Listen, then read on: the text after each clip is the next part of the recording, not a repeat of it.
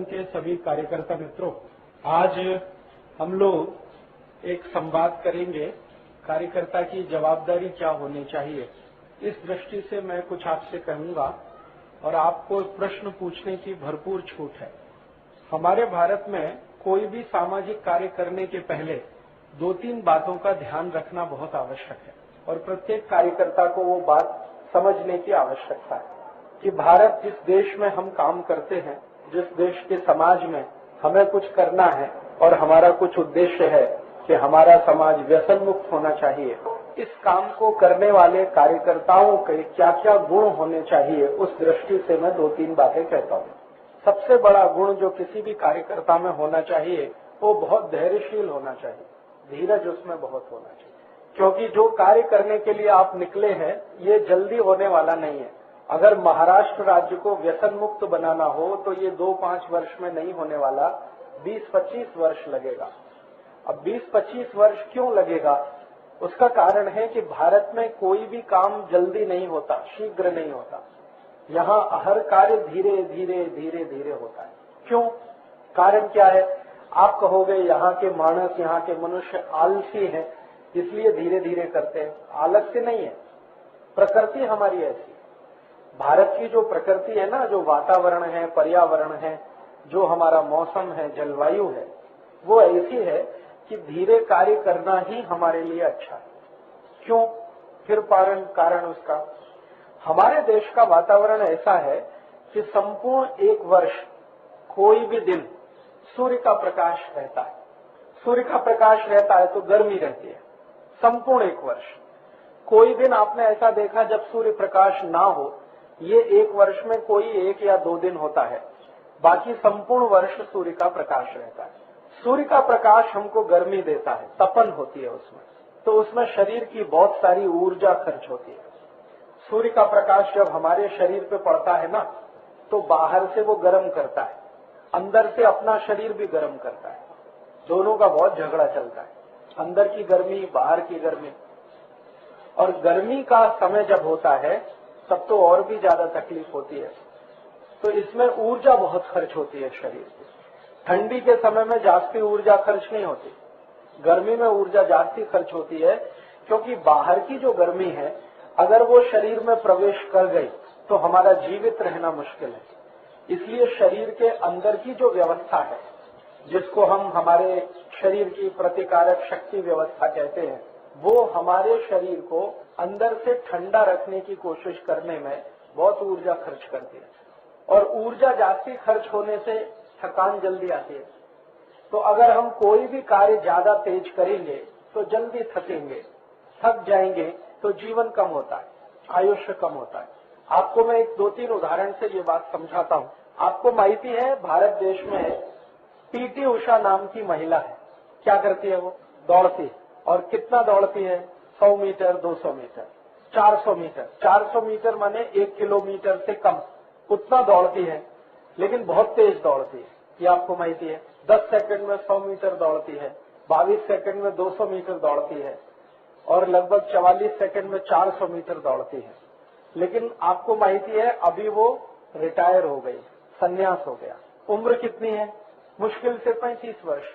35 वर्ष की उम्र में संन्यास ले लिया। क्यों? शरीर थक गया। मात्र 35 वर्ष में शरीर थक गया। शरीर को तो 70 वर्ष चलना चाहिए, 80 वर्ष चलना चाहिए।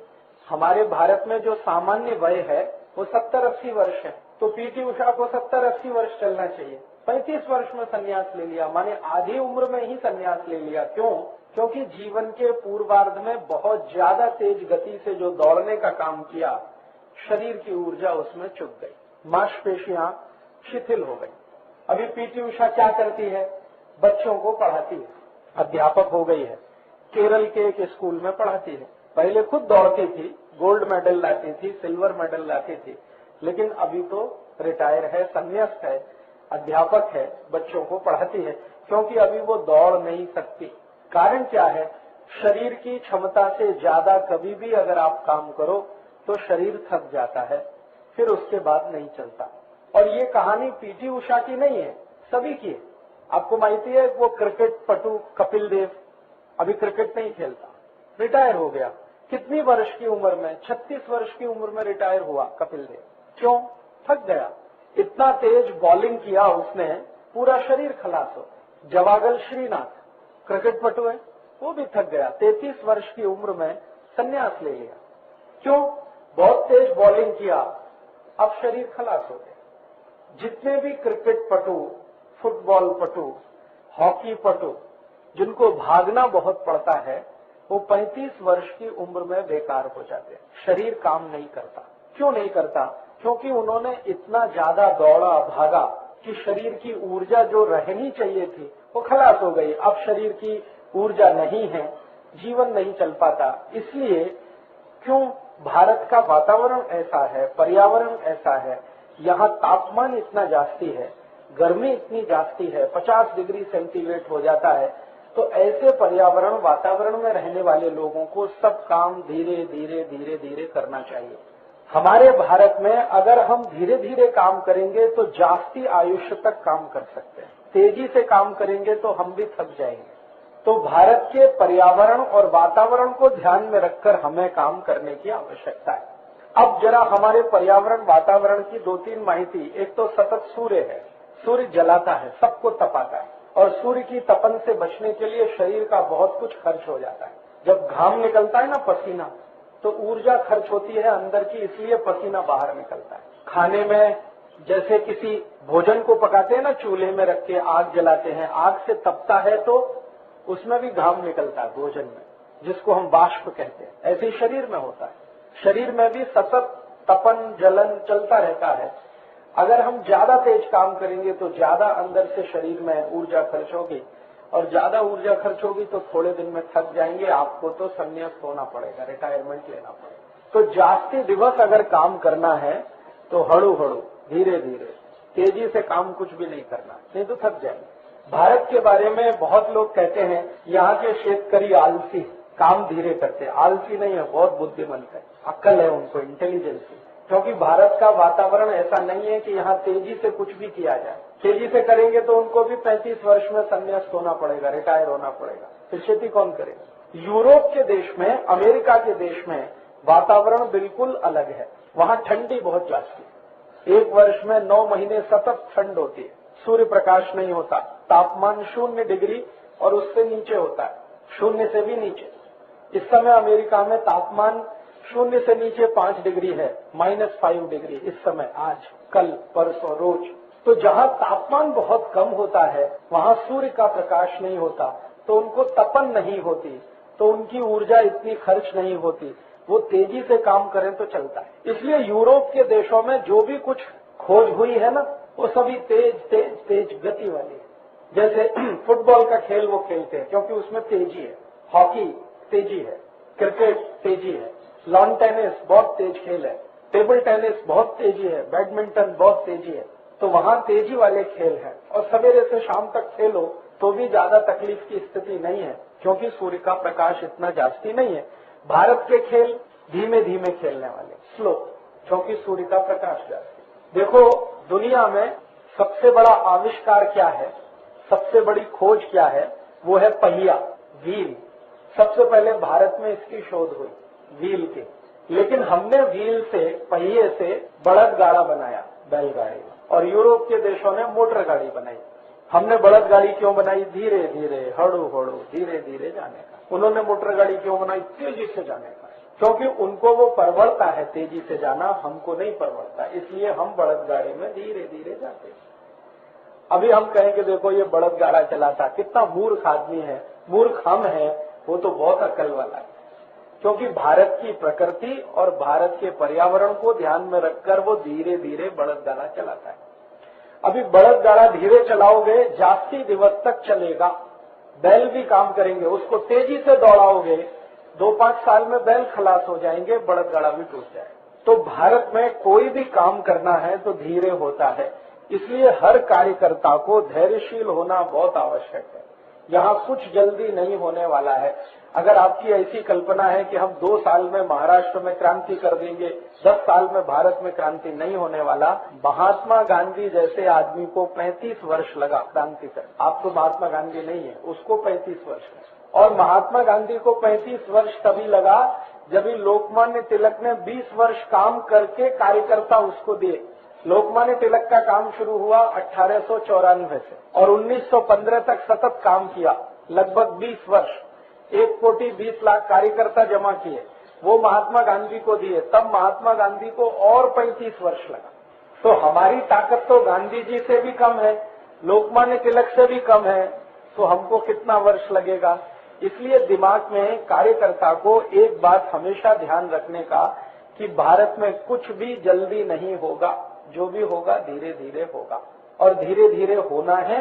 इसलिए हमको भी व्यसन मुक्ति का काम जो करना है वो धीरे धीरे करना है, तेजी से नहीं करना, नहीं तो थक जाएंगे, हार जाएंगे, फिर आप गाली देंगे हमको फंसा दिया व्यसन मुक्त युवक संघ में, क्योंकि बहुत निराशा आती है। जो लोग तेजी से काम करते हैं ना 2-5 साल में निराश हो जाते हैं। वो कहते हैं अभी तो क्रांति हुई नहीं, अभी इस देश में कुछ नहीं हो सकता, फिर गाली देना शुरू कर देते हैं। इससे क्या होता है, अपना मन दुखी होता है, सामने वाला जो सुनता है उसका और जास्ती दुखी होता है। तो इसलिए मेरा आपको सभी को पहला जो निवेदन है वो ये कि कार्यकर्ताओं को धैर्यशील होना, धीरजवान होना, समय के साथ चलने की ताकत रखने वाला होना, ये बहुत आवश्यक है। कुछ भी जल्दी नहीं होगा। आपको सीधा हिसाब बताता हूँ। 1857 में भारत में आजादी लाओ आंदोलन शुरू हुआ और 1947 में पूरा हुआ। 90 वर्ष लगे, जबकि उस आंदोलन को करने वाले 6,40,000 क्रांतिवीर थे। 6,40,000, आप तो नहीं है, तभी 90 वर्ष लगा। तो इसलिए आपको कार्य करना है तो ये मानकर करना है कि ये धीमे होगा, तेजी से नहीं होगा। ये तो पहला गुण, कार्यकर्ता को धैर्यशील होना, धीरजवान होना, ये बहुत आवश्यक है। अधीरता अगर आप में आई, जल्दबाजी आपने किया, आप अपना नुकसान करेंगे, संगठन का उससे भी ज्यादा नुकसान होगा। क्योंकि आप अधीर होके, निराश होके संगठन छोड़ के जाएंगे तो 10 लोगों को आप कहेंगे कुछ होने वाला नहीं है, सब अपने घर में बैठो, तो फिर तो कुछ नहीं होने वाला है। इसलिए कोई भी काम जल्दी करने का नहीं। और आपको ये समझने की आवश्यकता है कि भारत के जो पुराने लोग हैं उन्होंने हर काम धीरे करने के लिए बोला, सावकाश जा। क्यों ऐसा क्यों नहीं बोला, पटकन जा, लवकर जा, ऐसा नहीं, सावकाश, हड़ू हड़ू खाना, धीरे धीरे खाओ, तेजी से मत खाओ, जल्दी जल्दी नहीं। हर काम इस देश में धीमे है, धीमे चलो, धीमे बात करो, धीमे खाना खाओ, कुछ भी धीरे धीरे करो ताकि ऊर्जा ज्यादा खर्च ना हो। क्योंकि हमारी बहुत ऊर्जा सूर्य से लड़ने में खर्च होती है, बहुत ऊर्जा खर्च होती है, आपको माहिती नहीं। चिकित्सा विज्ञान का अगर आप अभ्यास करें तो आपको पता चलेगा एक दिवस में लगभग 1500 कैलोरी ऊर्जा तो सूर्य से लड़ने में खर्च हो जाती है और एक दिवस में 2300 कैलोरी की जरूरत पड़ती है। तो दुप्पट ऊर्जा की हमको जरूरत पड़ती है, एक सूर्य से लड़ने में, दूसरा अपना जीवन चलाए। अब ये सूर्य को तो बंद नहीं कर सकते नहीं, तो अपने को बदल करना ये होशियारी है, ये इंटेलिजेंसी है। तो अपने को बदल करना माने धीरे काम करने की आदत डालना, वो तो बहुत आवश्यक है। जल्दी कुछ भी नहीं करना। कोई गांव आपने संकल्प किया कि इसको व्यसन मुक्त बनाने का है, तो ऐसा संकल्प नहीं करना कि 1 वर्ष में बनाने का, 6 महीने में बनाने का, 3 महीने में बनाने का, 2 महीने, ये बहुत खतरनाक है, होगा नहीं। आपने संकल्प ले लिया कि 1 वर्ष में व्यसन मुक्त बनाएंगे, नहीं होने वाला। क्योंकि जिनको व्यसन मुक्त बनाना वो धीमे धीमे करने वाले हैं। पहले आप बोलोगे, कहेंगे हाँ सोचेंगे, व्यसन नहीं करना, 1 बार सुनेंगे, 2 बार सुनेंगे, 10 बार सुनेंगे, 20 बार, फिर 50 बार सुनने के बाद कहेंगे हाँ 1 दिन के लिए व्यसन बंद करूंगा, हाँ 1 ही दिन के लिए बंद करूंगा, फिर थोड़े दिन बाद 2 दिन के लिए करूंगा, फिर 3 दिन, फिर होते होते 1 बरस 2 बरस लगेगा, तभी संपूर्ण व्यसन मुक्त होगा। एक व्यक्ति को इतना समय लगेगा तो संपूर्ण गांव जल्दी नहीं होने वाला। इसलिए कभी भी कार्य जो करना है उसके लिए मन में पहले से तय करना कि इसको धीरे धीरे करना है, जल्दी नहीं करना। बात समझती है? क्योंकि प्रकृति हमारी ऐसी है, तेज कुछ भी करेंगे थक जाएंगे, मानसिक थकान होती है, फिर शारीरिक थकान होती है। शारीरिक थकान का तो कुछ इलाज भी हो जाता है, मानसिक थकान का नहीं होता। और मानसिक थकान होने के बाद बहुत निराशा आती है, और इतनी निराशा आती है, मैं आपको नाम लेके बताऊं, गोविंद राघव खैरनार, माहिती है? अभी कहाँ है मालूम है?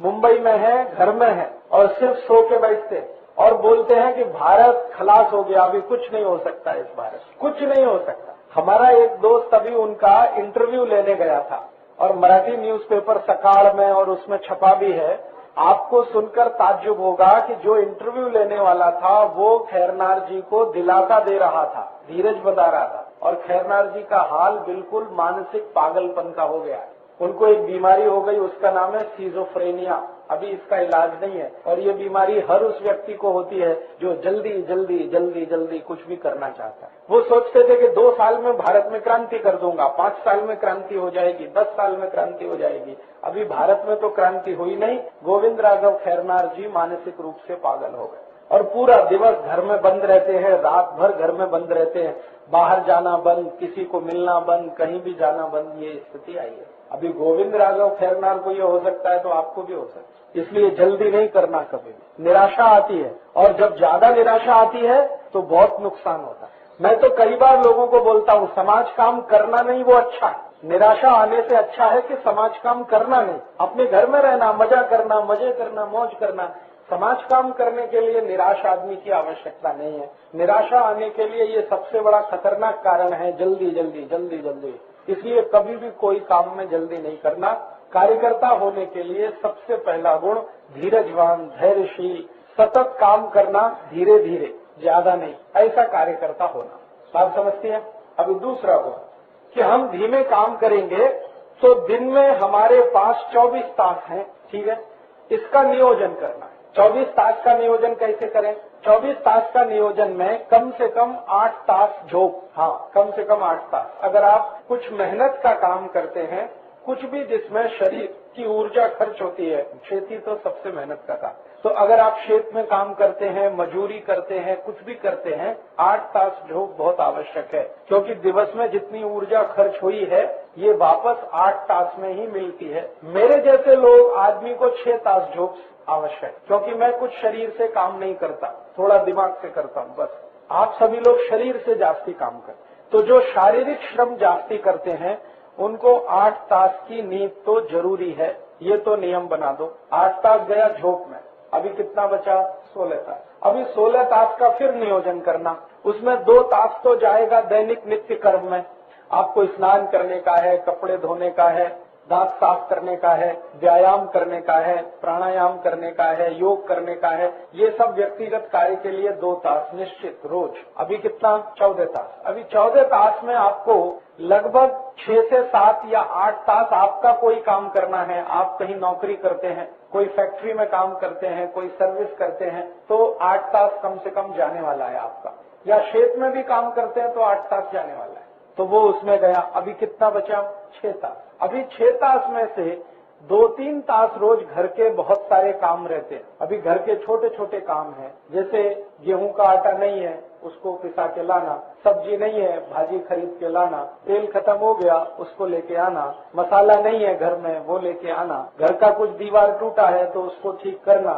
ये 2-3 तास तो जाने वाला है उसमें, वो तो नियमित रूप से जाने वाला है। या आप पिता हैं, माने बाप बन गए हैं, तो कोई छोटा बेटा है या बेटी है, उसके साथ 2-3 तास आपका जाने ही वाला है, और वो बहुत आवश्यक है। क्यों आवश्यक है ये बाद में बताऊंगा। तो आपको समाज कार्य करने के लिए जास्ती से जास्ती 2 तास मिलेगा रोज, उतना ही करना, इससे जास्ती नहीं। दिवस में 2 तास समाज के लिए। मैं तो बोलता हूँ 1 ही तास करना। 1 तास देश के लिए, 23 तास अपने लिए। देश के लिए, समाज के लिए रोज का 1 तास न्यूनतम, जास्ती से जास्ती 2 तास। माने दिवस में जितना भी समय है उसमें व्यसन मुक्ति का कार्य 2 तास से जास्ती कभी करना नहीं, कितना भी जरूरी कार्य। अभी रोज का 2 तास तो जोड़ना शुरू करो। महीने का 60 तास, साल का लगभग 700 तास, 720। तो 720 तास के दिवस बना लो। 24 तास का 1 दिवस होता है, तो लगभग साल में 30 दिन आपको व्यसन मुक्ति का कार्य करना है या समाज कार्य करना। 30 दिन, साल में 30 दिन, साल में 365 दिवस में 30 दिन आपको ये कार्य करना है, इससे जास्ती करना नहीं। अब वो 30 दिन में शिविर कितना होता है ये देखो। हर साल में 1 शिविर तो होता है, 7 दिवस का 7 दिवस, तो 30 दिन में 7 दिन ये गया। अभी कितना? 23 दिन। 23 दिन आपको काम करना है आपके गांव में। फिर कभी कभी एक वर्ष में 2 दिन ये भी चला गया, कल और आज का शिविर, तो 21 दिवस काम। तो इसमें क्या होगा, आपके जीवन में तनाव नहीं आएगा। और अगर आप इसको ऐसा सोच के चलेंगे कि रोज 5-6 घंटे काम करना है या पूरा दिवस काम करना है, तो बहुत तनाव आने वाला है। आजकल मैंने देखा है, एक फैशन हुआ इस देश में, समाज काम करने वाले लोगों ने संस्था बना के सरकार से फंड्स लेके काम करना शुरू किया। उनको एनजीओ कहते हैं, नॉन गवर्नमेंट ऑर्गेनाइजेशन, और वो कहते हैं हम फुल टाइमर है, फुल टाइमर। बहुत खतरनाक शब्द है ये, फुल टाइमर। वो कहते हैं हम संपूर्ण दिवस यही करते हैं समाज काम। मैंने कहा तुम सबसे निकम्मे लोग हो, क्योंकि तुम कुछ नहीं करते, अपना तो कुछ करते नहीं, समाज का भी नहीं करते। तो भारत में जितने भी सरकार के फंड से चलने वाली संस्थाएं ना, कुछ नहीं करती, बातें करते हैं बस, और कुछ करते हैं। पोस्टर बना दिया, पैम्पलेट छपा दिया, वास्तव में भूमि पर, जमीन पर कुछ काम नहीं होता। क्योंकि जो ये बोलता है ना कि मैं फुल टाइमर हूँ, वो कुछ नहीं करता, अपना समय खराब करता है, समाज का भी। तो कभी भी फुल टाइमर होने का नहीं है, पार्ट टाइमर होने का। थोड़ा समय ये करना, थोड़ा समय घर का करना, थोड़ा समय खेती का करना, थोड़ा समय व्यापार का करना, अपने घर में बेटा बेटी है उसके लिए कुछ करना। बस दिवस में 2 तास जास्ती से जास्ती, कम से कम 1 तास, जास्ती से जास्ती 2 तास, इतना ही रोज काम करना है। तो समय का नियोजन ऐसा करना, अर्थात कार्यकर्ता में पहला गुण होना चाहिए धैर्यशील होना, दूसरा गुण होना चाहिए समय का नियोजन करना, अच्छा नियोजन करना। जास्ती समय इसमें लगाएंगे तो तकलीफ आने वाली है, मैं आपको फिर बताता हूं। आप जो है घर में बहुत सारे काम करते हैं, ठीक है, पूजा करते हैं, ध्यान करते हैं, ईश्वर की वंदना करते हैं, लेकिन वो भी कितना, आधा तास, 1 तास, 1.5 तास, 2 तास, ऐसा थोड़ी 6 तास बैठ के। ईश्वर भी नहीं कहता कि 6 तास मेरी पूजा करो, वो कहता काम करो, कर्म करो, सिर्फ मेरा ध्यान करो। और वो ध्यान काम करते करते भी करो, जरूरी नहीं है कि मंदिर में आके बैठो फिर मूर्ति के सामने बैठ के ध्यान करो, ऐसा आवश्यक नहीं है। भगवान कृष्ण ने भगवत गीता में कहा कि अपना कार्य करते करते अगर मेरा ध्यान किया उतना पर्याप्त। तो भगवान भी नहीं कहता कि जास्ती समय आप उसकी पूजा करो, तो दूसरा काम क्यों करना जास्ती समय। इसलिए समय का नियोजन, जास्ती से जास्ती कितना समय देने का है, कम से कम कितना समय देने का है, ये नियोजन हर कार्यकर्ता को करने की आवश्यकता है। और मैंने आपसे बता दिया, ये मेरा 15 साल का अनुभव से बताता हूँ, 1 तास कम से कम, 2 तास जास्ती से जास्ती, इससे ज्यादा कभी कुछ करना नहीं। तो क्या होगा, सतत ये कार्य आप 25 वर्ष, 30 वर्ष, 50 वर्ष कर सकते हैं। और जो रोज आपने 6-7 तास ये करना शुरू किया, तो आप 2-4 वर्ष से जास्ती काम नहीं कर सकते, निराश होकर एक दिन घर बैठ जाएंगे और फिर आपकी स्थिति गोविंद राघव खैरनार जैसी हो जाएगी। तो तात्या को परेशान करेंगे, सचिन शिंदे को परेशान करेंगे। तुम बोलते थे क्रांति होने वाली है, अभी तो हुई नहीं, 6 वर्ष तो हो गया। उनको माहिती नहीं है कि 6 वर्ष में क्रांति होती नहीं, भारत में 100 वर्ष लगता है क्रांति होने। इसलिए पहला गुण हमारे अंदर होना धैर्यशील, धीरजवान। दूसरा तो समय का नियोजन। तीसरा जो गुण होना किसी भी कार्यकर्ता में, कैसा होना कार्यकर्ता, तीसरा गुण कार्यकर्ता का सबसे आवश्यक ये है कि जो विषय में वो कार्य करता है उसका संपूर्ण अभ्यास उसको होना। अगर आप व्यसन मुक्ति का काम करते हैं तो इस विषय का संपूर्ण अभ्यास आपको होना बहुत आवश्यक है। अगर अभ्यास नहीं है तो सामने वाला आपकी बात से प्रभावित नहीं होगा और कभी भी व्यसन नहीं छोड़ेगा। अभ्यास होना बहुत आवश्यक है। तो आपने व्यसन मुक्ति का काम शुरू किया तो व्यसन मुक्ति का अभ्यास करना, और इसके अभ्यास के लिए थोड़ा स्वाध्याय करना। स्वाध्याय बहुत आवश्यक है हर कार्यकर्ता को। बिना स्वाध्याय वाला कार्यकर्ता किसी काम का नहीं है, आधा अधूरा है। हर कार्यकर्ता को स्वाध्याय होना ही चाहिए। एक स्वाध्याय तो हम करते हैं अपने आत्मा के कल्याण के लिए, ज्ञानेश्वरी का पारायण करते हैं, भगवत गीता पढ़ते हैं, वेदों का अभ्यास करते हैं, उपनिषद पढ़ते हैं, वो स्वतः स्वांत सुखाय, आत्मा का कल्याण। और दूसरा अभ्यास विषय का, व्यसन मुक्ति एक विषय है तो इसका सखोड़ अभ्यास।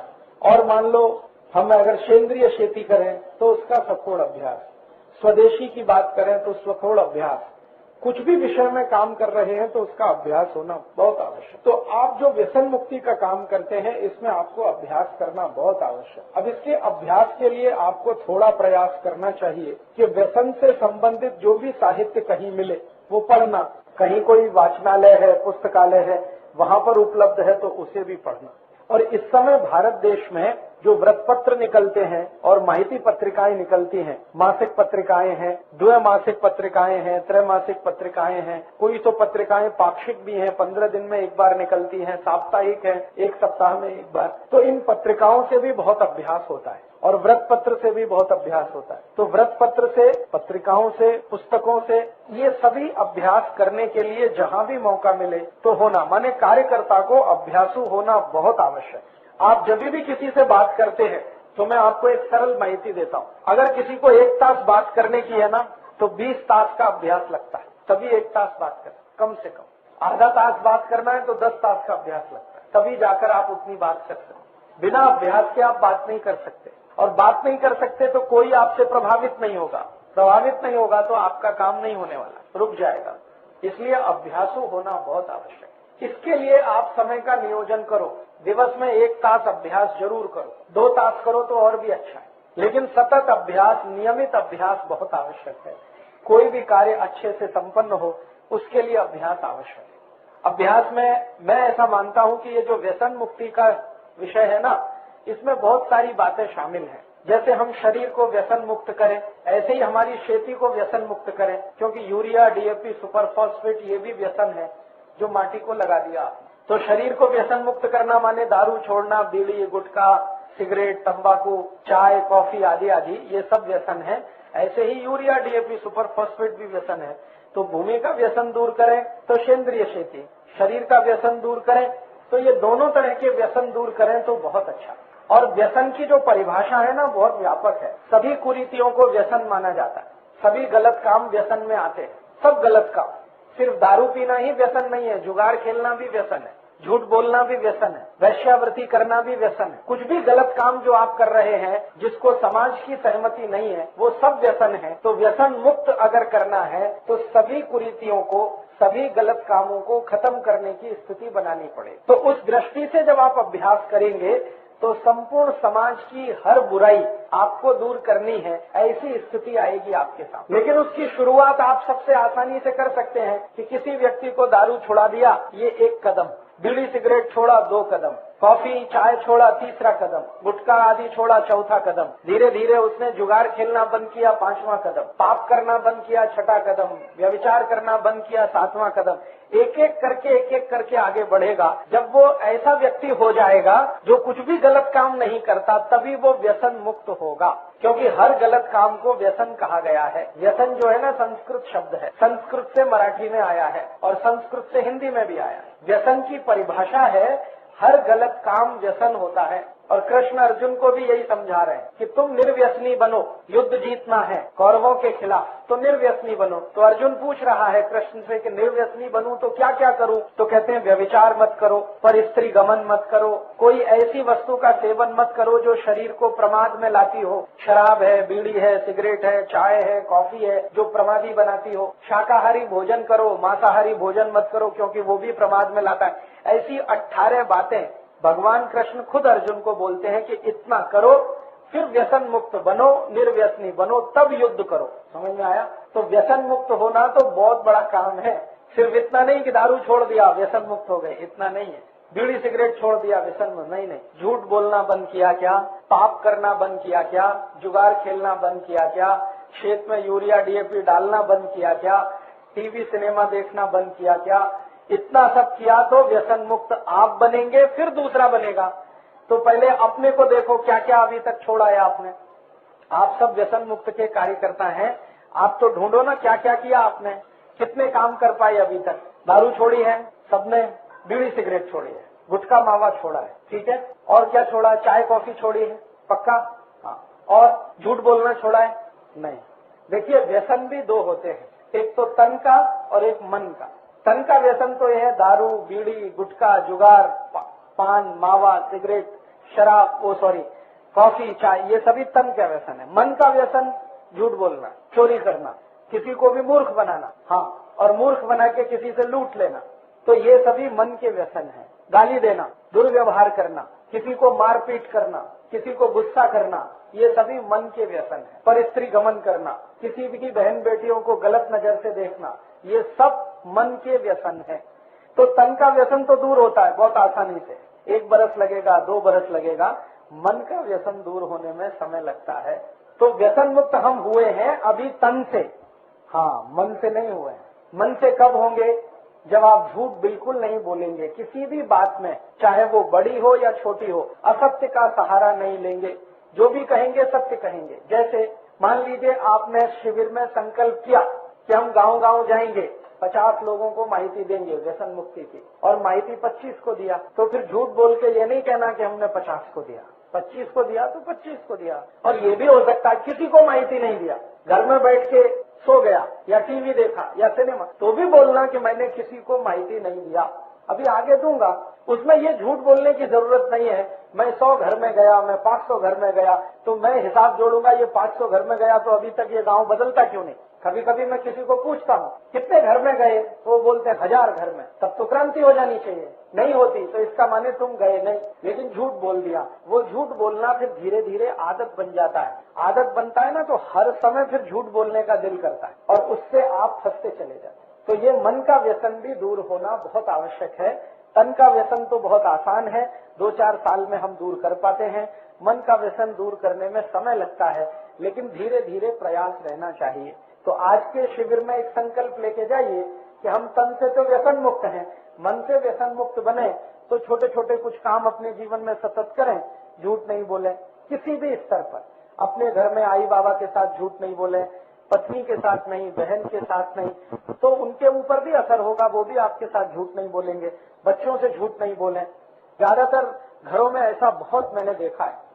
मैं किसी के घर में गया और कोई व्यक्ति मुझसे मिलना नहीं चाहता, उसका बेटा आगे बोलेगा बाबा घर में नहीं, तो मैं पूछ रहा कभी आएंगे, तो कहता बाबा से पूछ के बताता हूँ अभी। वो अंदर गया बाबा को पूछने के, वो पूछ के कभी आएंगे, मैं समझ गया बाबा घर में है, लेकिन बच्चे को बोल दिया कि जाके बोलो बाबा घर में नहीं। तो अब वो खुद तो झूठ बोलता है, बच्चे को भी सिखा दिया उसने। बच्चा देख रहा है कि बाबा घर में है और दूसरे को कह रहे हैं कि नहीं है, बोल दो, तो धीरे धीरे वो इतना बड़ा झूठ बोलेगा किसी दिन कि आपकी हालत खराब कर देगा। इसलिए जो लोगों के घर में बच्चे हैं उनको तो कान पकड़ लेना कि गलती से भी झूठ नहीं बोलना, क्योंकि बच्चे सब सच्चे होते हैं, वो आपके झूठ को सबसे जल्दी पकड़ते हैं। और आप अगर उनके सामने शर्मिंदा हो गए तो जीवन पर्यंत वो आपकी इज्जत नहीं करेंगे, सम्मान नहीं देंगे आप, और उनका सम्मान अगर नहीं मिला तो समाज के सम्मान से कोई अंतर नहीं पड़ता। इसलिए मैं मानता हूं कि कार्यकर्ता जिसको होना है अच्छा, उसको झूठ तो कभी भी नहीं बोलना, किसी भी परिस्थिति, खराब से खराब परिस्थिति है तो नहीं। हाँ, एक परिस्थिति है जिसमें हमारे शास्त्रों ने आज्ञा दी है झूठ बोलने की। वो परिस्थिति ये है कि आपके झूठ से समाज को कोई बहुत बड़ा लाभ होने वाला हो तो जरूर बोलना।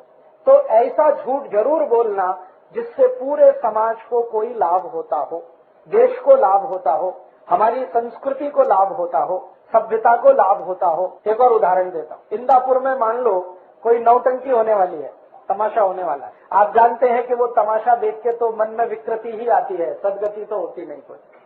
और यहाँ कोई कार्यकर्ता युवान आपको पूछता है माहिती है इंदापुर में तमाशा होने वाला है, कहना नहीं होने वाला, वो कैंसिल हो गया। पहले होने वाला था, अभी कैंसिल हो गया, वो आ नहीं रहे हैं, उनका बस का एक्सीडेंट हो गया, वो ट्रेन का एक्सीडेंट हो गया, अभी कोई नहीं आ रहा है वहाँ।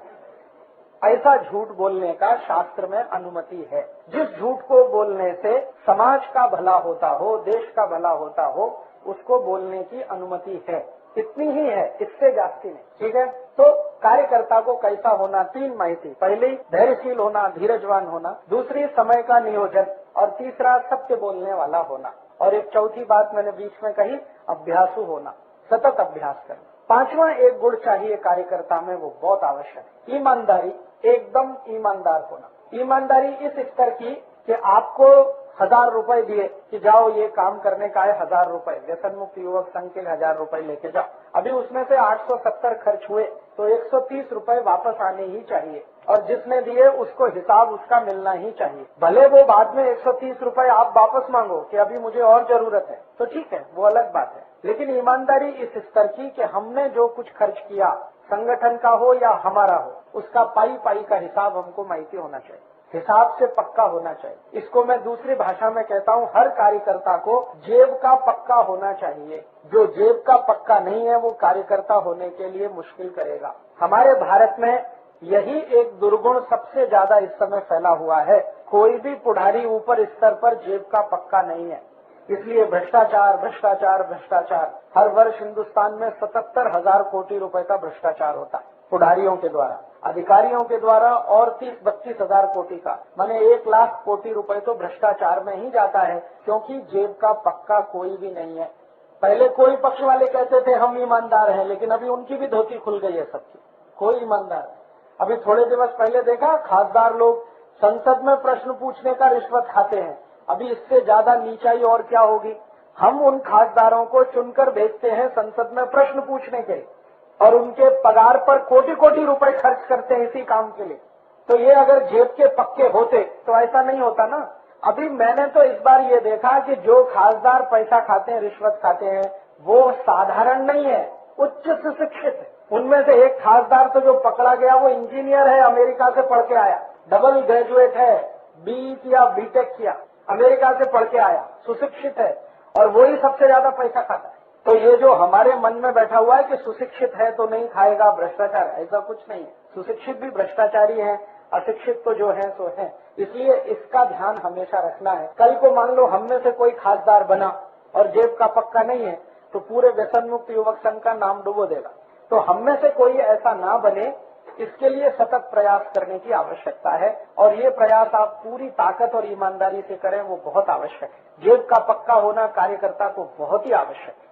और एक गुण जो कार्यकर्ता में होना बहुत आवश्यक है, मैं उसको एक दूसरे भाषा में कहता हूँ, जेब का पक्का एक गुण, लंगोट का पक्का ये और भी आवश्यक है। क्योंकि आजकल क्या हो गया है कि समाज काम करने के लिए जब आप एक दूसरे के परिवार में जाएंगे और अगर आपका चरित्र पूरा खरा नहीं है, तो आप तो बहुत बुरी स्थिति पैदा करने वाले, बहुत बुरा हाल होता है। मैंने बहुत लोगों को देखा है, बहुत चीजों में अच्छे हैं, अभ्यासु है, मन में बहुत ईमानदारी भी है, सत्य भी बोलते हैं, लेकिन लंगोट के पक्के नहीं है तो धर धरा के सब गिर जाता है।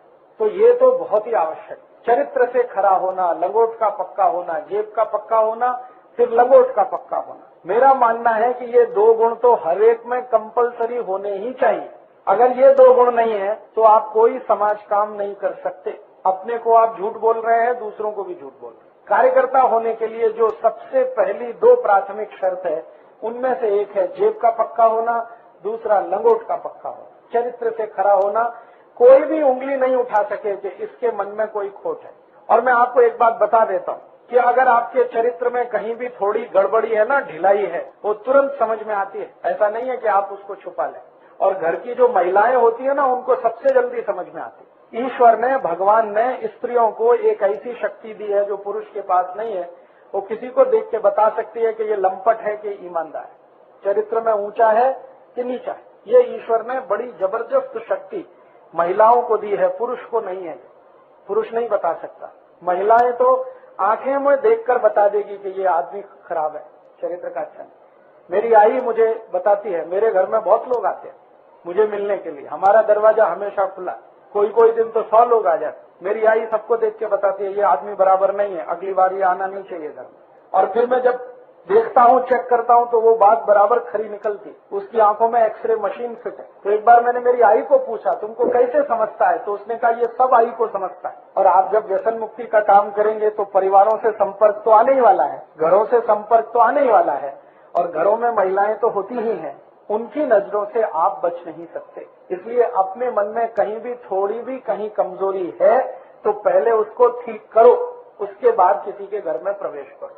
नहीं तो कल को कोई शिकायत आई तो काम तो एक बाजू में रह जाएगा, जिंदगी आपकी उसी शिकायत को दूर करने में निकल जाएगी। इसलिए हमें 2 स्तर पर बहुत पक्का होने की जरूरत है कार्यकर्ताओं को। एक तो जेब से पक्का होना, दूसरा लंगोट से पक्का होना। ये 2 गुण तो सबसे पहले चाहिए, बाकी बाद में आए तो चलेगा। अभ्यासु होना बाद में होगा तो चलेगा। आप मान लो आज अभ्यासु नहीं है, 2 साल बाद हो जाएंगे, 3 साल बाद हो जाएंगे, सतत सुनते सुनते अभ्यास हो जाएगा, वो चलेगा। 5 साल बाद भी अभ्यासु हो तो चलेगा। मैं तो कई बार ये कहता हूँ जीवन पर्यंत नहीं हो पाए तो भी चलेगा, लेकिन जेब का पक्का पहले हो जाओ, लंगोट के पक्के पहले हो जाओ, अभ्यासु बाद में भी हो तो चल जाए। समय का नियोजन नहीं कर पाते तो भी चल जाए, धैर्यशील नहीं रह पाते तो भी चल जाए। लेकिन ये 2 चीजें तो एकदम ऐसी हैं जो तत्काल होनी चाहिए, और उसके लिए आपको थोड़ा अपने स्तर पर काम करने की जरूरत है।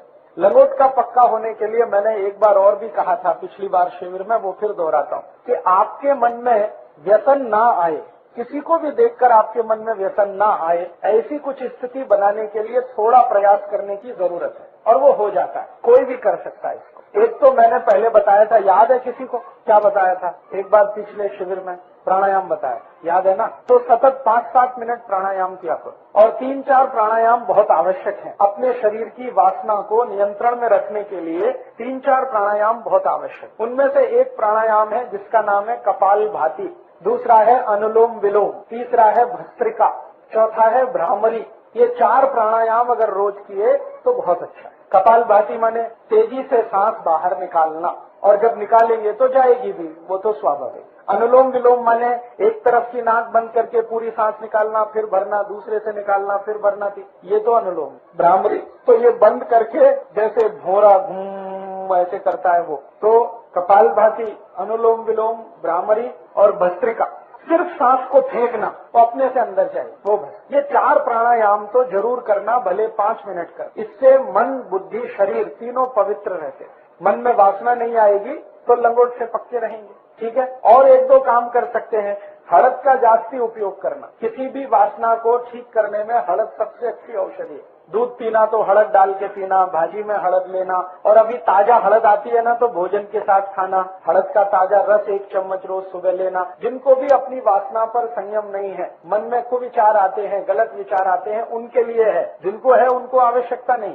तो ये स्थिति आपकी बनेगी तो आप कुछ बड़ा समाज काम कर सकेंगे। और मैं ऐसा बोलता हूं कि भले आप कुछ समाज काम नहीं कर सकें, लेकिन समाज के लिए आदर्श जरूर बन जाएंगे कि देखो वो एक कार्यकर्ता है। ऐसा कार्यकर्ता होना, भले क्रांति हो या ना हो, लेकिन आप आदर्श बन जाएंगे अपने समाज, और आपके ऐसे आदर्श दूसरे भी बन जाएंगे। तो हमें कार्यकर्ता होने के लिए कुछ प्राथमिक जो शर्तें हैं वो इस तरह की हैं, जो करें तो बहुत अच्छा है। एक और शर्त है, बहुत अच्छा कार्यकर्ता अगर होना है तो सतत कोशिश ये करना कि आप जो विषय लेके काम करते हैं, इस विषय से इतर कोई भी मदद की जरूरत समाज को लगती है तो उसके लिए खड़े रहना हमेशा। अभी व्यसन मुक्ति का काम करते हैं वो तो ठीक है, लेकिन कभी पूर आया और आप बोलोगे ये तो मेरा काम नहीं है, पूर आया वो तो कोई और का काम है, तो नहीं चलने वाला। पूर आया तो व्यसन मुक्ति का सब काम छोड़कर पूर की मदद के लिए लोगों के साथ खड़े होना, या कहीं आग लग गई गांव में तो सभी काम छोड़कर उसके लिए प्रयास करना, या तो कुछ महामारी फैल गई, कल्पना करो, तो उस महामारी के लिए लोगों की मदद करना, औषध उपलब्ध कराना, उनको डॉक्टर के पास लेके जाना, डॉक्टर को वहां लेके आना, जो भी मदद लगती है वो करना। या गांव में मान लो कोई पीक है और उस पर जबरदस्त जंतु आया, कीट आ गया, अभी क्या करें, तो गांव वालों की मदद करना कि भाई इसको ऐसे करो, ऐसे करो, ऐसे करो।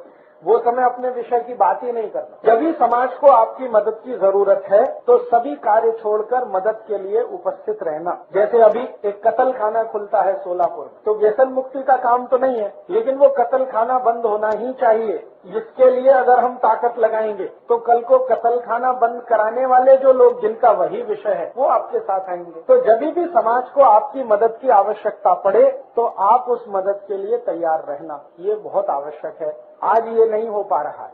अलग अलग संगठन है, सबने अपने अपने विषय लेके काम करना शुरू किया, दूसरे को कुछ भी मदद लगती है वो साथ में नहीं आते, तो ना वो आगे बढ़ते हैं ना दूसरा आगे बढ़ता। पूरे भारत में हजारों की संख्या में संगठन काम करते हैं, एक ही विषय को लेके करते हैं, लेकिन समाज की मदद के लिए कभी आगे नहीं आते। तो समाज भी उनकी मदद के लिए आगे नहीं आता, वो अपने घर में रहते हैं, समाज अपने रास्ते चलता है। तो कभी भी समाज को आपकी मदद की जरूरत अपेक्षा है, उस समय सब काम छोड़कर वो मदद के लिए जाना बहुत आवश्यक है। किसी भी कार्यकर्ता को ये गुण होना बहुत आवश्यक है। और एक गुण और होना आवश्यक है किसी भी कार्यकर्ता को, वो गुण ये है कि कभी भी किसी को मजाक नहीं करना। जैसे आप किसी को व्यसन मुक्त बनाना चाहते हैं, वो व्यक्ति बहुत दारू पीता है, ठीक है पीता है, अभी उसका कोई कमजोरी है जिसके कारण वो पीता है, तो उसको दारू से बाहर निकालना ये हमारा कर्तव्य है, लेकिन कभी उसके लिए टीका नहीं करना, टिंगल नहीं करना, उसका मजाक नहीं करना। क्योंकि जैसे ही आपने टीका किया, टिंगल किया, तो आपका सारा काम व्यर्थ है।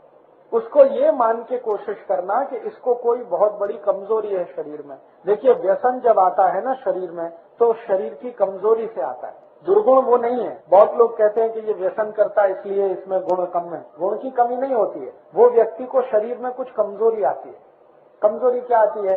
सभी व्यक्ति के शरीर में कुछ रसायन होते हैं, कुछ धातुएं होती हैं, उनमें से कोई 1-2 रसायन कम हो गए, कोई 1-2 धातुएं कम हो गई, तो व्यक्ति दारू पीना शुरू कर देगा, बीड़ी पीना, सिगरेट पीना, मावा खाना शुरू कर देगा। वो सामान्य रूप से मैंने जो शोध किया है वो ये कि सभी दारू पीने वाले लोगों के शरीर में एक केमिकल, एक रसायन की बहुत कमी आ जाती है। वो रसायन का नाम है सल्फर। हिंदी और मराठी में कहते हैं गंधक, अंग्रेजी में कहते हैं सल्फर। हमारे शरीर में 16 तरह की धातुएं और रसायन हैं। कैल्शियम है, पोटेशियम है, मैग्नीशियम है, सोडियम है, सल्फर है, आयरन है, सिलिकॉन है, कोबाल्ट है। ऐसी 16 धातुएं और रसायन होते हैं। इनमें से कोई एक धातु या एक रसायन कम हुआ और दूसरा जास्ती हुआ तो व्यसन की स्थिति बनती है। लोग जब व्यसन शुरू करते हैं ना, तो हर बार ऐसा नहीं होता कि मजे में करते हैं, मौज में करते हैं, ऐसा हमेशा नहीं होता। अगर 19 वर्ष की उम्र के पहले कोई व्यक्ति व्यसन शुरू करता है तो मान सकते हैं कि वो मजे के लिए कर रहा है। उसके बाद की उम्र का कोई व्यक्ति अगर व्यसन शुरू करता है तो जानने की कोशिश करो, कोई एक रसायन शरीर में बहुत कम होगा और जब तक उस रसायन की पूर्ति नहीं होगी तब तक वो व्यसन मुक्त भी नहीं हो। उसमें होगा क्या, शुरू में आपने उसको समझाया, 1-2 दिवस समझ गया, फिर कोई दिन चुपके से जाके पी के आएगा, आपको बताएगा भी नहीं। और फिर आपको पता चला, आप बोलोगे यार तुमने फिर पी लिया, तो उसने कहा क्या करूं, मन नहीं मानता, शरीर नहीं मानता। वो मन मानता इसलिए नहीं है कि वो दारू के मदद से उसको वो रसायन की तात्कालिक पूर्ति होती है, शरीर उसकी मांग करता है। शरीर कहता है इसको पियो, इससे तुम्हारी ये कमी पूरी होती, लेकिन वो होती तात्कालिक है, परमानेंट नहीं है। तो ऐसे व्यक्ति को कोई औषध अगर दे दी जाए जो उसके रसायन की पूर्ति कर दे तो जीवन पर्यंत वो व्यसन मुक्त हो सकता है। अब वो क्या रसायन है वो जानना थोड़ा चिकित्सा विज्ञान का काम है। मैं इस पर थोड़ा शोध करता हूँ। चाय कॉफी जो लोग पी रहे हैं उनके शरीर में आर्सेनिक नाम के रसायन की बहुत कमी आती है, इसलिए वो बार बार चाय कॉफी। शराब पीने वालों को सल्फर, गंधक की बहुत कमी आती है शरीर में, इसलिए बार बार शराब पीते हैं। बीड़ी पीने वाले, सिगरेट पीने वाले और हुक्का पीने वाले, इनको शरीर में फास्फोरस की बहुत कमी आती है, इसलिए वो बहुत बार उसको पीते हैं। ऐसे 16 रसायन हैं, जिसकी भी कमी आएगी उसकी पूर्ति करने के लिए शरीर उसको प्रेरित करेगा, फिर जाकर वो पिएगा। तो ऐसी परिस्थिति है। तो आप अगर इसको समझ सकते हैं तो ये ध्यान रखिए कि कोई व्यक्ति अगर व्यसन कर रहा है तो उसके शरीर की कोई बड़ी भारी कमजोरी है या उसके शरीर में कोई बहुत बड़ी कमी है जिसके चलते वो ऐसा कर रहा है। कमी दूर हो जाए तो वो नहीं करेगा। तो इसलिए मैंने आपसे कहा कि कभी भी आप किसी भी व्यक्ति की जो इस तरह के व्यसन में फंसा हुआ है, टीका नहीं करना, मजाक नहीं करना, हंसी खिल्ली नहीं करना उसकी, क्योंकि वो उसकी कोई बड़ी कमजोरी है। वो जानबूझ के कई बार ऐसा नहीं करता है, कोई बड़ी कमजोरी के तहत करता है। तो भारत में 23 लाख संत हैं, 23 लाख इस देश में संत हैं। 23 लाख से भी जाती है, 23,80,000 और कुछ 100 में भी होंगे। ये सरकार के आंकड़े हैं। इतने साधु संत हैं, महात्मा हैं और 107 कोटि का भारत है। अगर ये कर लेते तो भारत में इतना भ्रष्टाचार, इतना अनाचार, इतनी व्यसन क्यों होती। तो साधु संत दूसरे को नहीं सुधारते, वो अपनी सेवा कराते। उनको अहंकार इस बात का है कि वो समाज को सुधारना कर रहे हैं, वो कोई समाज को सुधारना नहीं करते। ये बात मैंने बहुत बड़े बड़े संतों को कही है उनके मुंह पर कि आप तो अपनी सेवा करा रहे हैं, आपको अहंकार है कि आप समाज के लिए कर रहे हैं। समाज आपके लिए कर रहा है, आप समाज के लिए कुछ नहीं कर। तो आप में से किसी को साधु होने का नहीं है, ध्यान रखना है। संत भी होने का नहीं है, संत और साधु कहलाने की भी जरूरत नहीं है। हम सामाजिक कार्यकर्ता हैं और हमारा स्थान बहुत ऊंचा है, क्योंकि हम समाज में रहते हुए कोशिश कर रहे हैं समाज को मदद करने की, अपना भी कल्याण कर रहे हैं दूसरे का। और ये जो साधु संत होते हैं वो हिमालय में चले जाते हैं, वो अपनी तपस्या करके अपना कल्याण करते हैं, देश का नहीं। तो इसलिए मैंने आपको कहा कि अगर आपने घर बनाया है, परिवार बनाया है, पत्नी है, बच्चे हैं, तो कभी भी ध्यान में ये नहीं लाना कि छोड़ के जाने का। कोई कुछ नहीं कर पाता। मैंने बड़े बड़े संतों को देखा है जिन्होंने घर छोड़ दिया, वो और परेशान है। हाँ, तो मैं कहता हूँ नहीं छोड़ते तो अच्छा था, क्योंकि इधर से भी गए उधर से भी गए, दोनों तरफ से गए। तो इसलिए मैं आपको ये कहता हूँ कि आपने घर बसाया, परिवार बसाया, घर संसार चलाते हैं, दुकान चलाते हैं, बिजनेस करते हैं, धंधा करते हैं, सर्विस करते हैं, खेती करते, जो करते हैं वो ईमानदारी से करते करते ये करने का है। उसको छोड़ छाड़ कर कुछ जास्ती करेंगे ये कभी नहीं करेंगे। ये आपका जो अध्यक्ष है ना, ये बहुत बार मुझे कहते हैं राजीव भाई नौकरी छोड़ने का है। मैं कहता हूँ बिल्कुल नहीं छोड़ने का। पूछो इनको कितनी बार बोला है कि मैं नौकरी छोड़ता हूँ, अभी अगले साल संपूर्ण काम करता हूँ। मैं बार बार एक ही बात कहता हूँ कि नहीं छोड़ने का। क्योंकि मैं जानता हूं जिन्होंने सब छोड़कर काम किया बहुत परेशान हो। इसलिए समाज के बीच में रह के हमें करना है, परिवार के बीच रह के करना है। और अगर आप परिवार समाज में रह के करते हैं तो बहुत तारीफ की बात है। सब छोड़ के तो आपके पास कुछ है ही नहीं करने को, तो यही करेंगे और क्या करेंगे। जब भी सब करते हुए करेंगे तो तारीफ की बात। और या तो एक दूसरी स्थिति कि घर परिवार बसाने का ही नहीं, शुरू से तय कर लिया कि हमको यही करने का है, तो उसमें दुविधा नहीं रहती। दुविधा तब आती है जब आपने घर परिवार बसा लिया, फिर आप सोचते हैं कि इसको छोड़कर हम निकले तो बड़ा काम होगा, जास्ती क्रांति होगी, जल्दी होगी। ऐसा कुछ होता नहीं। क्रांति जब होगी तब होगी। हाँ, वो तो मैंने आपसे कहा जल्दी होने वाली नहीं है, जब होगी तब होगी, लेकिन घर आपके हाथ से जाएगा। आप असंतुष्ट रहेंगे, दूसरे लोग भी आपको देखकर असंतुष्ट बनेंगे, क्योंकि वो कोई आदर्श स्थिति नहीं होती है। आदर्श स्थिति जो है ना, वो यही है कि हम समाज के बीच में रहकर ये सब करें। और मैं बड़े उदाहरण आपको देता हूँ, अब आपको जल्दी समझ में। रामचंद्र जी के बारे में सब जानते हैं, भगवान राम के बारे में। अगर भगवान राम संन्यास लेते तो क्या नहीं ले सकते थे? ले सकते थे। जब 14 वर्ष का वनवास मिल गया तो कह देते कि अब तो सन्यासी होना ही अच्छा, लेकिन सन्यास नहीं लिया। वनवास में भी सन्यास नहीं लिया, पत्नी को साथ लेके गए। वो चाहते तो सीता को कहते जाओ, अभी तुम्हारा मेरा क्या लेना देना, तुम तुम्हारे घर चली जाओ, पिताजी के पास जाओ, दूसरी शादी कर लो, कुछ कर लो, मैं तो अब गया 14 साल के लिए वनवास। ऐसा नहीं कहा। उन्होंने कहा कि मैं वनवास जा रहा हूँ, सन्यासी होने नहीं जा रहा हूँ। वनवास माने राजमहल से दूर रहूंगा, लेकिन समाज के बीच में रहूं। तो जंगल में रहने वाला जो समाज है, जिसको हम आदिवासी कहते हैं, वनवासी कहते हैं, उनके बीच में रहूंगा और उनकी जो समस्याएं हैं उनका समाधान करूं। तो वो निकल गए 14 साल के लिए। और कहाँ रहे? जंगलों में रहे। जंगलों में कहीं भी मिले तो साधु संतों को वंदन किया, प्रणाम किया, लेकिन कभी भी खुद साधु संत होना है ऐसा नहीं चाहिए। उनके गुरु थे वशिष्ठ और एक थे विश्वामित्र। दोनों ने बहुत समझाया, मेरे जैसे हो जाओ, माने गुरु हो जाओ। उन्होंने कहा कि आप अपनी जगह रहिए, मैं ऐसे ही रह के कुछ करूंगा। तो उन्होंने क्या किया, गांव गांव घूमे, वन वन गए, 14 साल घूमते रहे देश भर में। जहां जो समस्या मिली उसको समाज के लोगों की मदद से हल किया। कोई भी समस्या मिली, उस समस्या को हल करने के लिए अयोध्या से कुछ नहीं मंगाया, अपने राज्य से कुछ नहीं मंगाया, न सेना मंगाई, न पैसे मंगाए, न बंदूक मंगाई, न तीर कमान मंगाया। वो मंगाते तो कुछ भी आता। और कहानी तो ये है कि भरत सब कुछ लेके आए थे उनके लिए, तो भरत को वापस कर दिया कि लेके जाओ, ये सेना मुझे नहीं चाहिए, पैसा भी मुझे नहीं चाहिए, ये तुम्हारे राज्य का है, तुम लेके जाओ। मैं तो जिस समाज में हूँ इसी में रह के सब करने वाला। अगर पैसे की जरूरत पड़ेगी तो ये समाज मुझे देगा, सेना की जरूरत पड़ेगी तो ये समाज काम करेगा। मुझे अयोध्या की सेना से कुछ करने का नहीं है। ये बहुत बड़ी सीख है हमारे लिए।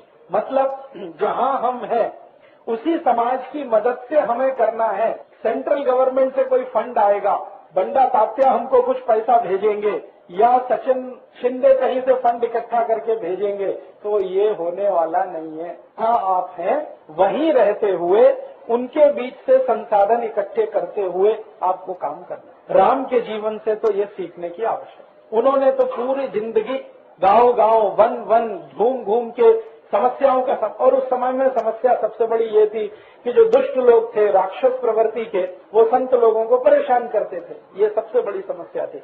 राम ने सबको मारा और मरवाया, लेकिन किसी को भी मारने के लिए अयोध्या से सेना नहीं बुलाई, अयोध्या से धनुष तीर नहीं मंगाए, हथियार नहीं मंगाए, अस्त्र शस्त्र नहीं मंगाए।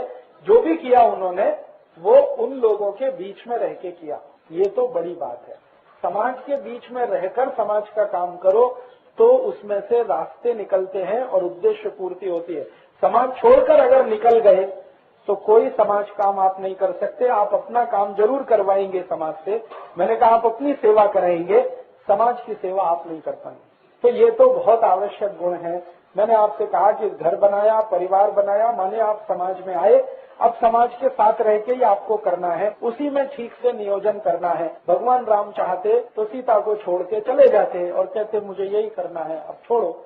हम तो उनसे सीखे। 14 साल रखा साथ में, दुख हुआ, सुख हुआ, तकलीफ हुई, जो भी हुई, लेकिन वो साथ में रहकर ही सब किया उन्होंने। आप भी अपने मन में से ये निकाल देना कभी भी, क्योंकि कभी कभी कुछ कार्यकर्ता मुझे खत लिख देते हैं और फोन भी कर देते हैं, राजीव भाई घर छोड़ दूं क्या, घर में पटता नहीं, बीवी मना करती है, मैं ये करना चाहता हूँ, झगड़ा होता है, अभी क्या करने का। तो मैं उसको कहता हूँ कि व्यसन मुक्ति का काम बंद करने का, पहले घर का काम करना है। क्योंकि जो बताया है घर, तो पहले उसको चलाना। जब भी ठीक से घर का काम होने लगेगा तो व्यसन मुक्ति का भी होने लगेगा। घर छोड़ के, परिवार छोड़ के, आई बाबा को छोड़ के, पत्नी बच्चों को छोड़कर कुछ करना हो, ये तो बिल्कुल सोचने का नहीं। फिर अभी कुछ कार्यकर्ताओं ने मुझे बार बार पूछना शुरू किया, गुरुकुल कभी बनता है? अभी ठीक है, बनता है, हम बच्चों को छोड़ के लग जाएंगे। मैंने कहा बहुत खतरनाक काम है, बहुत खतरनाक है। मैंने गुरुकुल इसके लिए थोड़ी बनाया कि हम अपने बच्चों को वहां भर्ती करके लग जाएंगे, ये तो बहुत खतरनाक है भाई, ये करने का नहीं है। बच्चों को अगर रखा है तो अपने साथ ही रखने का कारण मैं बताता हूँ उसका। गुरुकुल बहुत अच्छा है, मैं आपको कल्पना करके बता सकता हूँ कि हम 8 कोटि रुपए उसमें खर्च कर दिया, इतना अच्छा बना है, सब तरफ से अच्छा है, लेकिन वो आई बाबा की पूर्ति नहीं कर सकता। वो बहुत अच्छा है गुरुकुल, भोजन बहुत अच्छा है, गाय बहुत अच्छी है, दूध मिलता है, भात भी अच्छा मिलता है, भाकरी भी अच्छी मिलती है, सब अच्छा मिलता है वहाँ खाने को, लेकिन आई बाबा नहीं मिलते। वो कहाँ से लाऊंगा मैं? और बच्चे को गुरुकुल से जास्ती आई बाबा की जरूरत होती है। तो हमने गुरुकुल बनाया है और उसको हम चलाने वाले भी हैं उन बच्चों के लिए जो गुरुकुल के बिल्कुल बाजू में रहते हैं। जहाँ हमने गुरुकुल बनाया उसके बाजू में 19 गांव है। 19 गांव में एक भी शाला नहीं है, तो वहाँ के विद्यार्थी पढ़ते नहीं है। और वो गरीब इतने हैं कि मुंबई में भेज के पढ़ा नहीं सकते। मुंबई वहाँ से 100 किलोमीटर दूर है, ठाणा वहाँ से 60 किलोमीटर दूर है। उनके पास इतना पैसा नहीं कि बस से बच्चों को भेजें, तो वो अशिक्षित हैं, उनको शिक्षा नहीं मिल पाती। शिक्षा से मतलब ज्ञान नहीं मिल पाता। हस्ताक्षर करना शिक्षा नहीं होती है, ज्ञान लेना। तो हमने गुरुकुल उनके लिए खोला है और सबसे जास्ती हम उन्हीं विद्यार्थियों को लेने वाले हैं। और वो क्या है, सवेरे आएंगे, शाम को जाएंगे। कुछ विद्यार्थी वहाँ ऐसे होंगे जिनके आई बाबा है नहीं, तो वो गुरुकुल में रहेंगे। उनके लिए हॉस्टल बनाया है, उनके लिए छात्रावास बना। लेकिन गुरुकुल इनके लिए नहीं बनाया कि कराज का कोई बोलता है मेरे बच्चे को रख लो, उसके लिए नहीं है गुरुकुल। गुरुकुल है नजदीक के विद्यार्थियों के लिए। नहीं तो आप सोचोगे कि हम तो भर्ती करें और हम व्यसन मुक्ति का काम नहीं होने वाला। उसमें 2 तकलीफ आएगी। पहली तकलीफ तो आपको आएगी, दूसरी उस बच्चे को आएगी, क्योंकि 3-4 घंटे तो वो पढ़ लेगा, फिर उसको आई चाहिए, बाबा चाहिए, तो वो है नहीं। और अध्यापक आई बाबा हो नहीं सकते। अगर सब अध्यापक आई बाबा होते तो आई बाबा की जरूरत नहीं थी। बच्चे को सबसे जास्ती परिवार का जो चाहिए वो तो वहाँ नहीं मिलता है। इसलिए हमारी तो ये इच्छा है कि जो नजदीक वाले हैं वो सवेरे आए, शाम को जाए, अपने आई बाबा के साथ मजा करें। दिन में गुरुकुल में रहे, शाम को वहाँ जाए। और जिनके आई बाबा नहीं है वो हॉस्टल में रहें, क्योंकि उनके पास कोई व्यवस्था नहीं। लेकिन जिनके पास ये व्यवस्था है तो आप इतना दूर अपने बच्चों को वहाँ भेजें, वो अच्छा नहीं होगा। क्योंकि थोड़े दिन बाद क्या तकलीफ आएगी वो बताता। आपके बच्चे आपसे दूर हो जाएंगे, थोड़े दिन के बाद वो आपके घर ही नहीं आएंगे। वो कहेंगे गुरुकुल अच्छा, क्योंकि वहाँ थोड़ी सुविधा ज्यादा है। सुविधा कैसी ज्यादा है? वहाँ पंखा अच्छा है, फर्श बहुत अच्छा है, उसमें संगमरमर लगा हुआ है, फिर ऐसा है। और आपके घर में ये शायद नहीं हो, तो वो फिर परिवर्तन वो देखेंगे। देखो अपने घर में ऐसा नहीं, वहाँ ऐसा है, अपने घर में ऐसा नहीं, वहाँ ऐसा है, अपने घर में ऐसा नहीं, वहाँ ऐसा है। ये जो उन्होंने करना चालू किया तो वो आपसे दूर हो जाएंगे। दूर हो जाएंगे तो फिर अंत में लगेगा हमारे आई बाबा खराब है, वो इतना भी नहीं कर सकते। फिर अंत में आपका घर टूट जाए। तो गुरुकुल घर टूटने के लिए नहीं बनाया है, अंत में यही होता है। ज्यादातर बच्चे जो हॉस्टल में पढ़ते हैं ना, वो सब आई बाबा से दूर हो जाते हैं और फिर जिंदगी में इतने खराब काम करते हैं। तो बच्चे को आई बाबा की सबसे ज्यादा जरूरत है, फिर उसके आजी आजोबा की जरूरत है, फिर और जो पड़ोसी है उनकी जरूरत है। और उन सब की जरूरतों को कोई दूसरी चीज पूरी नहीं कर सकती। इसलिए आप कोशिश ये करो कि आपके गांव के नजदीक गुरुकुल बनाओ, नजदीक, जहां बच्चे पढ़ सकें, वापस अपने घर आ सकें। और बच्चों को पास रखने की 2 तरह की जरूरत है, आई बाबा को भी और बच्चे को भी। दोनों एक दूसरे के पूरक हैं। बच्चा जो होता है ना, वो आई बाबा का सबसे बड़ा मेडिसिन है, औषधि है। उससे बड़ी औषधि दुनिया में कोई नहीं। ये तो मैं जानता हूं, क्योंकि मैं इलाज करता हूं ना, चिकित्सा। मेरे पास जब ऐसे लोग आते हैं जिनको 10 बरस शादी को हो गया, 15 बरस शादी को हो गया, बच्चा नहीं है, उनकी तड़प मैं समझता हूँ। वो कितने परेशान हो, कहाँ कहाँ जाते हैं, हजारों मील दूर किसी मंदिर में, मस्जिद में मन्नत मांग रहे हैं, एक बच्चा चाहिए, बच्चा चाहिए, क्योंकि वो उनके लिए मेडिसिन का काम करता है। मेडिसिन क्या होती है? देखो, सारी बीमारियां जो है ना, मन से शुरू होती है, शरीर में बाद में आता है। माइंड से सब कुछ शुरू होता है, शरीर में बाद में आता है। अभी जैसे आपको बहुत तनाव आ गया, कोई कारण से, कुछ कारण से तनाव आता है जीवन में, गुस्सा भी आता है, क्रोध भी आता है, तनाव। तो कोई कारण से बहुत तनाव आ गया, कोई कारण से बहुत गुस्सा आ गया। लेकिन आपके घर में कोई बेटी या बेटा है, कितना भी तनाव हो, कितना भी गुस्सा हो, वो अगर हंसते हुए आपके सामने आ गया तो सब तनाव खलास, गुस्सा भी खलास। है मेडिसिन के लिए। जो काम करने में मेरी औषध को 3 दिन लगता है, वो आपके बेटा या बेटी ने 1 मिनट में कर। तो बच्चे को आई बाबा की जरूरत है, आई बाबा को बच्चे की जागती जरूरत है। हमारे बहुत सारे कार्यकर्ता हैं आपस में झगड़ा करते हैं, पति पत्नी, और आपको सुनकर आश्चर्य होगा कि इतना झगड़ा होता है कि कोई कल्पना नहीं है। लेकिन डाइवोर्स नहीं होता, तलाक नहीं होता, क्योंकि बीच में एक बच्चा रहता, वो दोनों को पकड़ के रखता। बहुत झगड़े होते हैं, इतने झगड़े की कल्पना नहीं हो सकती। वो उसको गाली देगा, वो उसको गाली देगी, और खराब से खराब गाली, फिर भी तलाक नहीं होता। उसका मैं आश्चर्य से पूछता हूँ क्यों नहीं होता। मारपीट भी होती है, फिर भी तलाक नहीं होता, क्योंकि बीच में एक बच्चा है जिसने पकड़ रखा दोनों।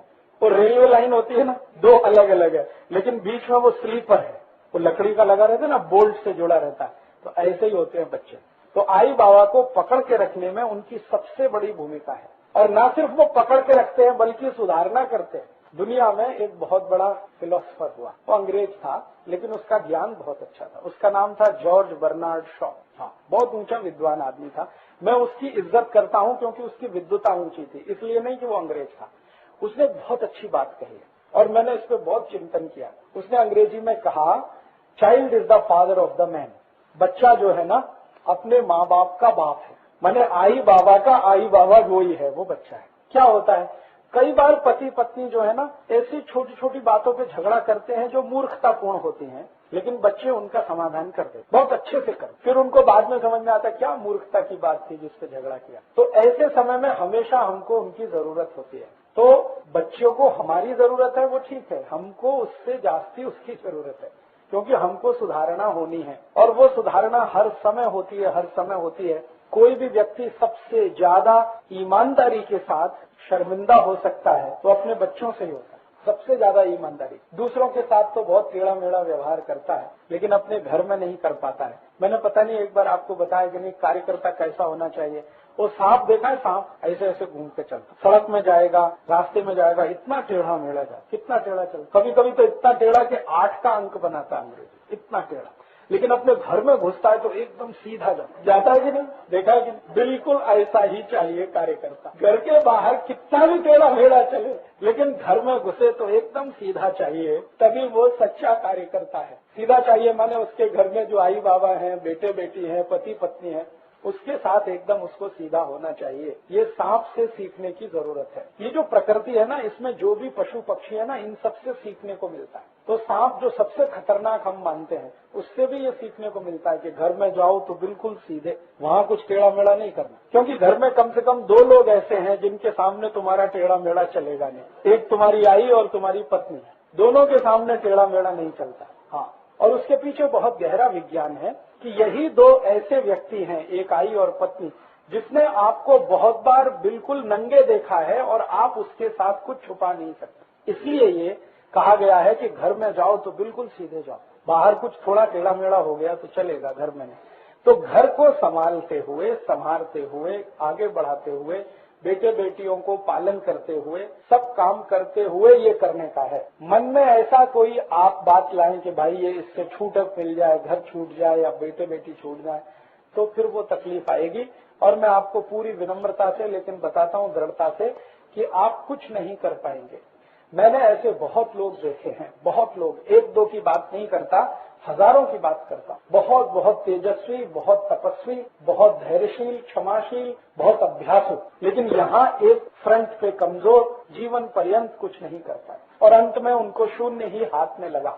तो ये शून्य आपके हाथ में आए भविष्य में, ऐसा होना नहीं। तो इसके लिए सब काम करते हुए नियोजन के साथ समयबद्ध होकर आपको ये करने का है। तो ये कार्यकर्ता होने की कुछ विशेषताएं हैं जो मैंने आपसे बताई।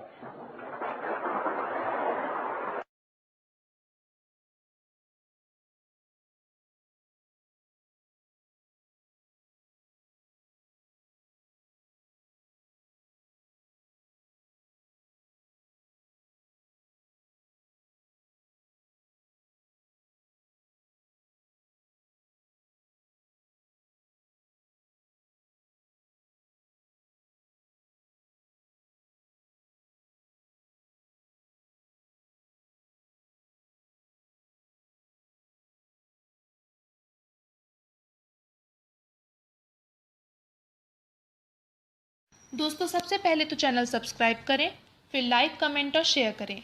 और हाँ, हमारा एंड्रॉयड ऐप डाउनलोड करना ना भूलें।